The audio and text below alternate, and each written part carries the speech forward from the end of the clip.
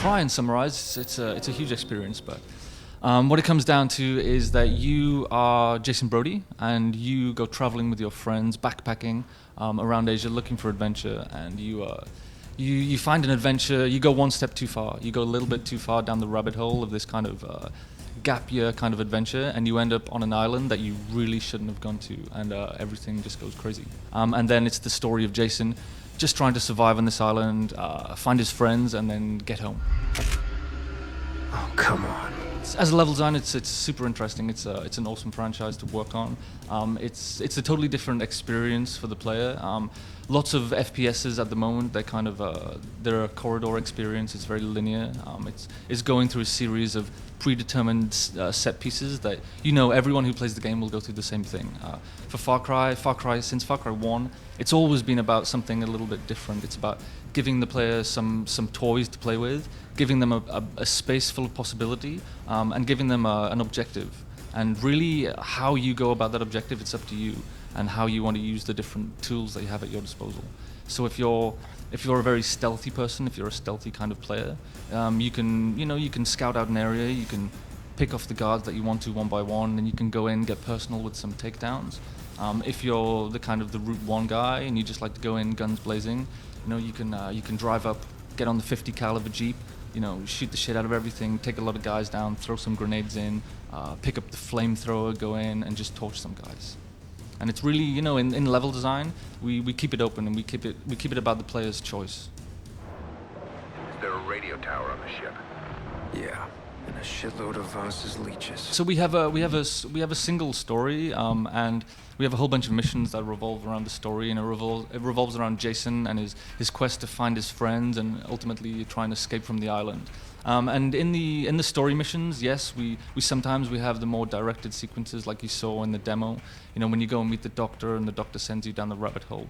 But still, it's all about discovery, and it's about trying to have a different experience. If the game was always the same thing, if it was always about trying to attack a base to overcome an objective, the experience, it would be the same for hours and hours and hours. So we try and keep it fresh. We wanted Far Cry 3 to be a different experience. We wanted people to play mission types that perhaps they didn't expect. And it's fun sometimes, just to put the gun down and explore something a little bit different. When you meet a character like the Doctor, he's a different character. He's not the kind of guy that is going to send you off to an enemy base to go and blow the shit out of everything and kill everyone there. When you meet him, you know that there's something a little bit different about him. And afterwards, the mission he sends you on, it's a different kind of experience. Hey, if you're out and about, you could set me up with a couple of cave mushrooms and I would be right as rain. Really, the options that the player has, it's not limited by the tools. Like, seriously, we give people everything they need to do almost everything they want. That's the power of Far Cry. That's one of our strengths as a shooter. And really, the limit, it just comes from you as a player. Like, we give you the tools you want. If you want to fly over a location and really look at it, we give you the hang glider. You can take that thing anywhere at any time. We don't have any technical restrictions on that. If you want to get a silenced weapon, if you want to put a silencer on any of the weapons that you have, you can go ahead and do that, and you can take a more stealthy approach to the combat. If you want to go loud, if you want to go in heavy, like I said, you can get the RPG, you can get the flamethrower, you can take the 50 cal. There are a whole bunch of different approaches, and it's the same with the things like the takedown. We have the double kill. You go behind the guy, you do the takedown, you take his knife, you throw the knife, and you kill a second target. That's silenced. We also have another version of that where you go up to the guy, you grab him from the front, you pull a pin on his grenade, and you kick the guy into a crowd of enemies, and then he'll explode. It's like the loud action version of the silent takedown.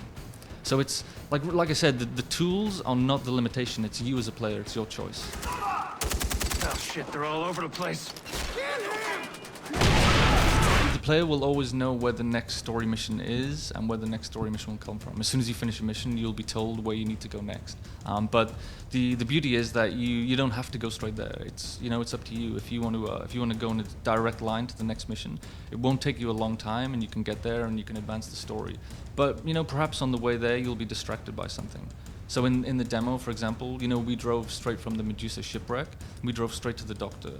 But you pass a lot of things on the way. Every time you see a waterfall, there's probably a cave behind that waterfall, and there's probably something in there for you to find and explore.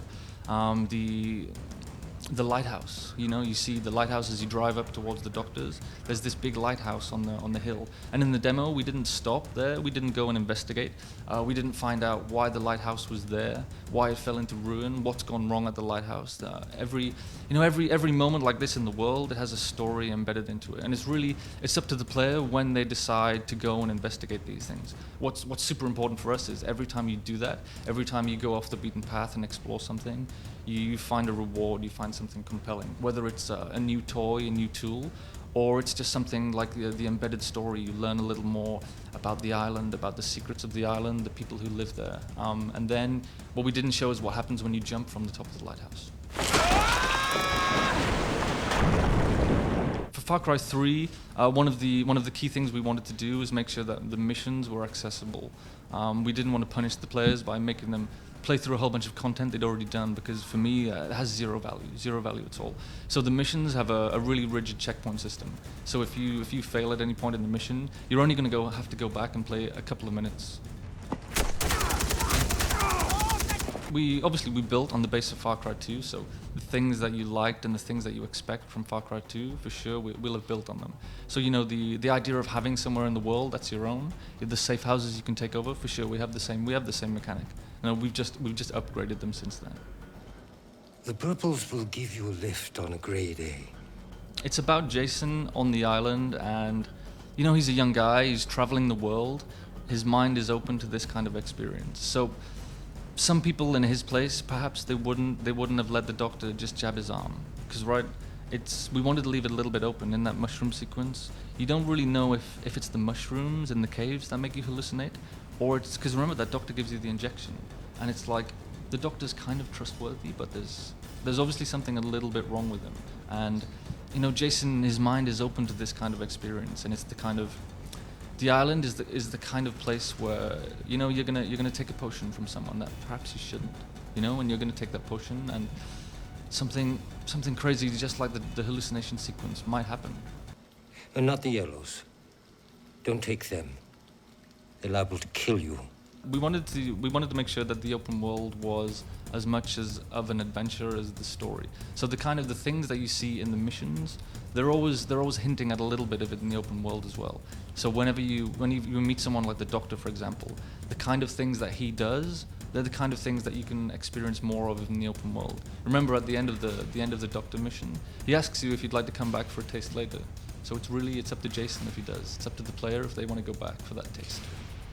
Dr. Earnhardt here. Or in and out, as the case may be. The island is a challenge for Jason, and at first it's a challenge for the player. You just have to learn how to survive for the next 5 minutes. You aren't trained for this kind of thing. Jason's just traveling. He needs to learn to survive on the island. But when you actually start to become, active and able on the island, it becomes a place that isn't always hostile. It was super important for us that Far Cry 3, you could really learn to use the island to your advantage, and you can move around the island freely. It's not always going to be hostile, and importantly, it reacts to the things you do.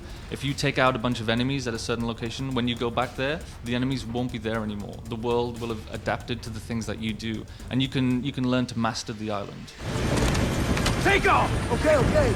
I can be very, very specific about saying 2012 and not January 2012, but that's all I can say for now. But we'll be out on PC, PS3, and Xbox 360, and I look forward to showing you all a lot more of the game in the future.